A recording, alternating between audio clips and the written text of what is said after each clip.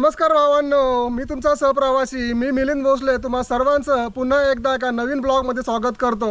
दिव्य ज्योतशक्ती पूज्य भावभक्ती म्हणजे शिरकाई देवी छत्रपती शिवाजी महाराजांच्या पदस्पर्शाने पावन झालेल्या 84 मोशे खोऱ्यातील आणि सेनापती वीर बाजी पासलकर यांची कुलदैवता म्हणजे ही शिरकाई देवी। या शिरकाई देवीचं मंदिर पाहायला आपण आज आलेलो आहोत। ह्या शिरकाई देवीचं मंदिर त्या पानशेत धरणामध्ये आत्ता या पाण्याखाली बुडालेलं आहे। तुम्ही पाहू शकता इथे हे मंदिर पूर्णपणे पाण्याखाली बुडालेलं आहे। केवळ शिखराचा काही भाग आणि कळसाचा काही भाग आपल्याला दिसतोय आणि खाली मंदिराचा पूर्णपणे हा भाग पाण्यामध्ये बुडालेला आहे। नमस्कार मित्रांनो, आज हा वाटसरू पुन्हा एका नवीन वाटेने प्रवास करत निघालेला आहे आणि आज आपण निघालेलो आहोत महाराष्ट्रातील पुणे जिल्ह्यातील राजगड अर्थात वेल्हे तालुक्यात। हा तालुका जसा ऐतिहासिक तालुका म्हणून प्रसिद्ध आहे तसेच हा तालुका प्रसिद्ध आहे एका वेगळ्या गोष्टीसाठी, म्हणजे महाराष्ट्रामधील सर्वात जास्त धरणं याच तालुक्यामध्ये येतात आणि याच धरणामुळे या तालुक्याचे आणि आजूबाजूच्या सगळ्या माणसांचे जीवन अगदी सुजलाम सुफलाम होऊन गेले आणि ह्या पाण्यामुळे आपली जमीन सुपीक झाली। परंतु या जमिनीवर असलेली काही धार्मिक स्थळे आणि मंदिरे या जलाशयामध्ये कायमची पाण्याखाली गेली आणि त्यांना कायमची जलसमाधी मिळाली। त्यापैकीचे एक शिरकोली गावचं शिरकाई मंदिर ते सुद्धा ह्या धरणाच्या पाण्याखाली कायमचं लुप्त झालेलं आहे।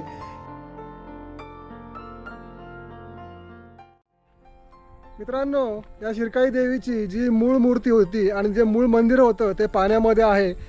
पानशेत धरणामध्ये त्या पाण्यामध्ये गेलेलं आहे ते मंदिर। आत्ता आपण ते मंदिर पाहायला जाणार आहोत। या कमानीतून आत आल्यानंतर उजवीकडे इथं खाली जायला रस्ता आहे, छोट्या पायऱ्या आहेत, त्या पायऱ्याने आपल्याला खाली जायचं आहे। पुण्यापासून 60 किलोमीटरच्या अंतरावर असून देखील पुण्यापासून अलिप्त आणि निसर्गाच्या कुशीत वसलेलं हे ऐतिहासिक शिरकोली गाव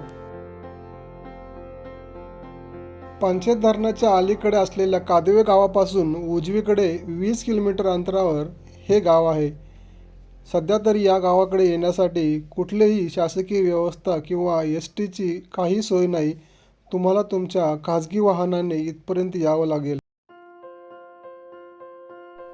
आज जरी हे मंदिर पाण्याखाली बुडलेले असून देखील या देवीच्या दर्शनासाठी भाविकांची रांग लागलेली असते।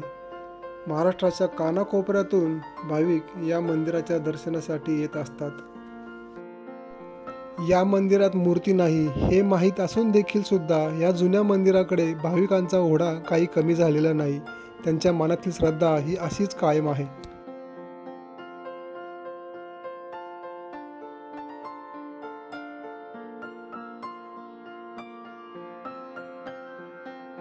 केवळ 2 मिनिटात आपण ह्या मंदिरापाशी येऊन पोहोचतो। इकडे पहा, हे मंदिर सध्या हे मंदिर पाण्याखाली गेलेलं आहे। केवळ त्याचा कळस दिसतो आपल्याला आणि ते कळसाखालचं जे बांधकाम आहे ते पूर्णपणे पाण्याखाली आहे। ज्यावेळी पाण्याचं लेवल कमी होईल त्यावेळेस हे मंदिर आपल्याला पूर्णपणे पाहता येईल।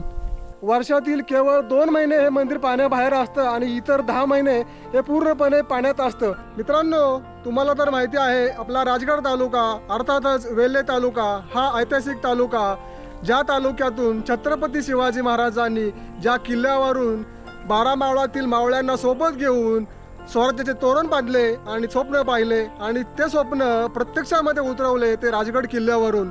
आणि याच किल्ल्याच्या आजूबाजूला अनेक ऐतिहासिक घटना, ऐतिहासिक मंदिरं, ऐतिहासिक ठिकाण आपल्याला पाहायला मिळतात आणि त्यापैकीच एक ऐतिहासिक आणि पौराणिक ठिकाण म्हणजे हे शिरकोली गाव। आणि या शिरकोली गावामध्ये प्रसिद्ध असलेले हे शिरकाई देवीचं मंदिर आपण पाहायला आलेलो आहोत। या मंदिराची आपण आज माहिती करून घेणार आहोत आणि ह्या मंदिराचा जो इतिहास आहे तो जाणून घ्यायचा आपण आज प्रयत्न करणार आहोत। सध्या ह्या पानशेत धरणामध्ये पाण्याची पातळी वाढलेली आहे। त्याचं कारण म्हणजे सततचा होणारा पाऊस आणि ह्या पाणी पातळीमुळे हे मंदिर पूर्णपणे पाण्याखाली गेले आणि त्या मंदिराच्या आजूबाजूला असणाऱ्या समाधी स्थळापैकी किंवा विरगळीपैकी काही मूर्ती आपल्याला इथं पाहायला मिळतात। या इथे तुम्ही काही मूर्ती पाहू शकताय। मंदिराच्या म्हणजे मूळ मंदिर जे आहे त्याच्या आजूबाजूला काही विरगळे असतील किंवा काही समाध्या असतील, त्यापैकी ह्या मूर्ती असाव्यात। आत्ता ह्या मूर्त्यांकडे जर पाहिलं त्यावरून काही आपल्याला कल्पना येत नाही, परंतु हे समाधी किंवा विरगळ असण्याची शक्यता आहे। आता हे धरण पूर्णपणे भरलेलं असल्यामुळं हे मंदिर पण पाण्याखाली आहे, त्यामुळे आत जाऊन दर्शन घेणं शक्य नाही आहे. त्यामुळे आपण इथूनच दर्शन घेऊया आणि या शिरकाई देवीला इथूनच नमस्कार करूया.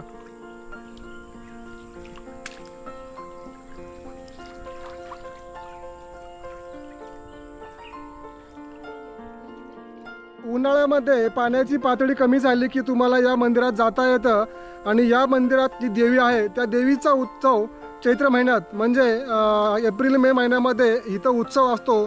या शिरकोलीचा देवीचा उत्सव या पंचक्रोशीमध्ये संपूर्ण वेले तालुक्यामध्ये प्रसिद्ध आहे.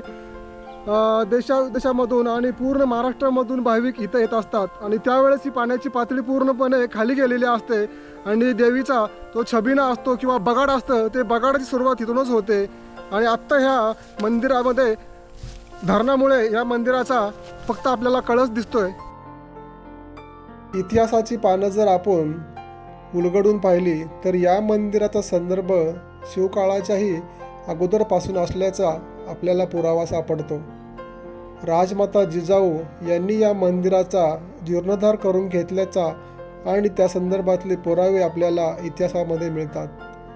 छत्रपती शिवाजी महाराज आणि स्वतः राजमाता जिजाऊ या मंदिरात दर्शनासाठी येत असत आणि या मंदिरासाठी होणाऱ्या दिवाबत्तीचा खर्च त्यावेळी असलेल्या राजधानी म्हणजे राजगडावरून केला जायचा.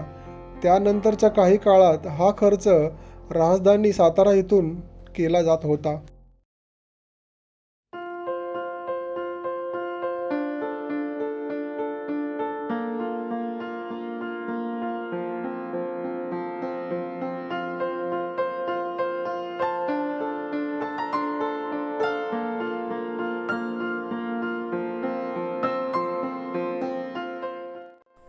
या पानशेत धरणाचा इतिहास जर आपण जाणून घ्यायचा ठरवला तर या धरणाच्या बांधकामाला सुरुवात झाली ते 10 ऑक्टोबर 1957 रोजी आणि हे धरण 2 टप्प्यात बांधण्यात आलेले आहे आणि सलग 5 वर्ष या धरणाचे बांधकाम चालू होते.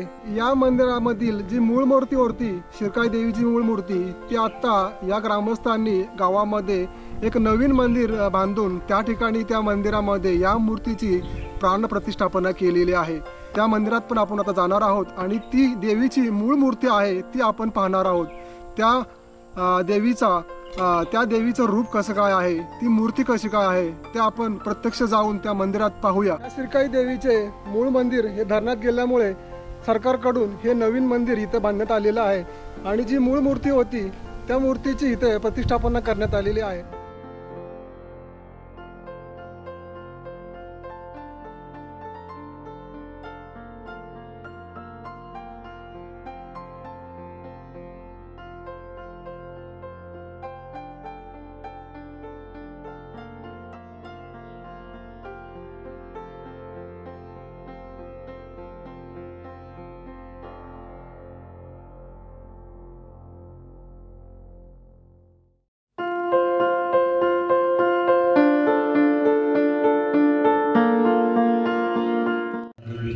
वंश परंपरा पुजारी आहेत.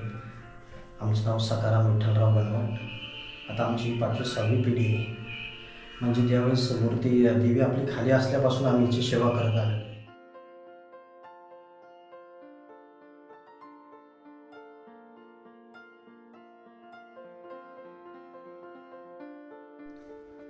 काळ्या पाषाणातील देवीची ही मूर्ती महिषासुरमर्दिनीच्या रूपातील आहे. अष्टभुजा देवीने एका हाताने महिषासुराची शेंडी पकडलेली आहे तर बाकीच्या हातामध्ये त्रिशूल, गदा आणि इतर आयुधे आहेत. देवीने डावा पाय रेड्याच्या पाठीवर ठेवलेला आहे.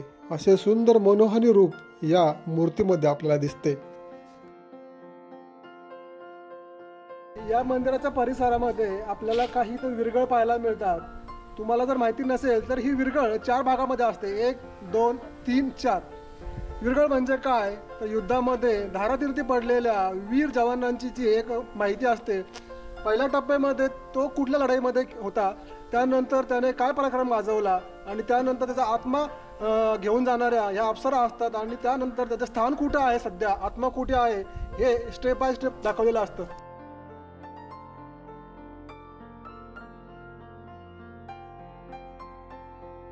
या मंदिराच्या डाव्या बाजूला मानाई देवीचं तर समोर वाघजाई देवीचं मंदिर आपल्याला पाहायला मिळतं.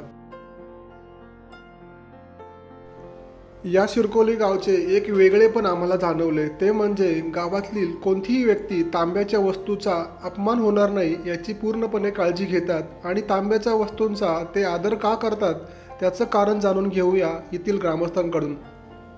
नाना दिगंबर बाळासाहेब विनायकराव पासलकर, तसेच हे श्री शिरकाई देवीचे गुरव सखाराम विठ्ठलराव गणवट हे आहेत. विभागलेल्या मूर्तीला किंवा झालेल्या शिळ्याला एक मूर्तीचं स्वरूप देण्यासाठी किंवा आईसाहेबांना पूर्णत्व, आईसाहेब म्हणजे सक्षम मूर्तीप्रमाणे दिसाव्यात म्हणून त्या ठिकाणी सोनाराकडून ह्या आईसाहेबांच्या शरीराचे जे जे अवयव निसटलेले होते त्या ठिकाणी आईसाहेबांच्या शरीराला तांब्याच्या तारेने केसाच्याही सूक्ष्म रूपी पायाच्या नखापासून केसापर्यंत आईसाहेबांच्या शरीरामध्ये तांब्याची तार ही विणून आईसाहेबांची पूर्ण मूर्ती घडवली गेली. त्या ठिकाणी घडवलेल्या मूर्तीला आधार कोणताही मिळत नव्हता किंवा पूर्णतः मूर्ती ही एकदम सक्षम बनवण्यासाठी आईसाहेबांना ही तांब्याची पाट म्हणजे आईसाहेबांच्या शरीराला अवयवाला ही जोडण्यासाठी ही एक आधार म्हणून तांब्याची तार म्हणजे पाठण बनवली गेली. तर तांब्याच्या कोणत्याही वस्तूला किंवा भांड्याला त्या वस्तू तुम्ही काही अपमान करत नाही. तांब्याच्या म्हणजे भांड्याला गाडवा असू द्यात, तामण असू द्यात, याला कोणत्याही प्रकारचा आम्ही स्पर्श जरी केला तरी स्वच्छ हातपाय धुवूनच शुभ कार्यामध्ये आम्ही वापरतो, अपमान करत नाही. म्हणजे कोणत्याही तांबूची वस्तू, भांड त्या गोष्टीचा अपमान होणार नाही अशी तुम्ही काळजी घेता. घेतो. तरी आम्ही पायामध्ये पोटदुखीसाठी जे वाळे घालतात ते घालत नाही.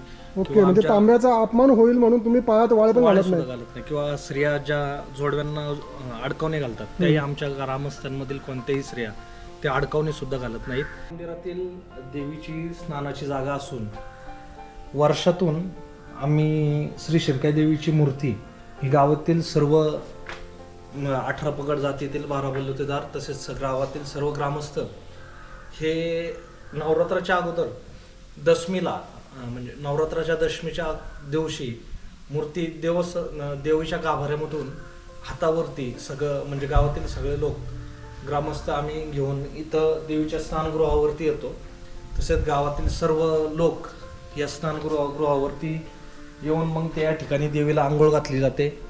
म्हणजे दही, दूध, गोमूत्र, नाचणीची केलेली शाई याच्याप्रमाणे पूर्ण पंचामृताने देवीला आंघोळ घातली जाते व त्यानंतर विधीवर गोंधळी किंवा बाकीच्या गोष्टी वाजवत गाजवत पुन्हा आम्ही मूर्ती देवीचं नाम गजर करत मंदिरामध्ये घेऊन जातो. तर भाविक म्हणून माझी शंका आहे, एकदा स्थापना केलेली मूर्ती त्या ठिकाणी सहसा हलवत नाहीत, पण मग असं काय वैशिष्ट्य आहे देवीचं की त्या देवीला वर्षातून 2दा स्नान करण्यासाठी मंदिराबाहेर आणलं जातं? शिरकाई देवीची स्थापना ही म्हणजे चलरूपी आहे. त्यामुळे ही आम्ही मूर्ती की चल स्थापना असल्यामुळे आम्ही देवीची मूर्ती आम्ही बाहेर आणू शकतो. मित्रांनो, सरसेनापती वीर बाजी पासलकर यांच्या 84 मोशे खोऱ्यातील मावळ्यांची कुलदैवता म्हणजे ही शिरकोलीची शिरकाई देवी. या शिरकाई देवीच्या यात्रेच्या पालखीचा मान पासलकर कुटुंबियांना असतो असे इतिहास सांगतो. मंदिराच्या उजव्या बाजूला रायगड तर डाव्या बाजूला राजगड आणि तोरणा हे ऐतिहासिक किल्ले आपल्याला पाहायला मिळतात.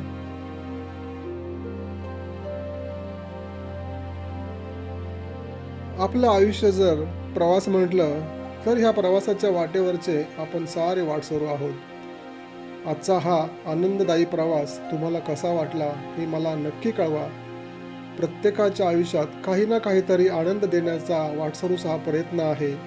तुम्ही माझ्यासोबत या प्रवासामध्ये असे सोबत राहा. पुन्हा एकदा भेटूया एका नवीन वळणावर नवीन प्रवासासोबत. तोपर्यंत जय जिजाऊ, जय शिवराय, जय शंभूराजे.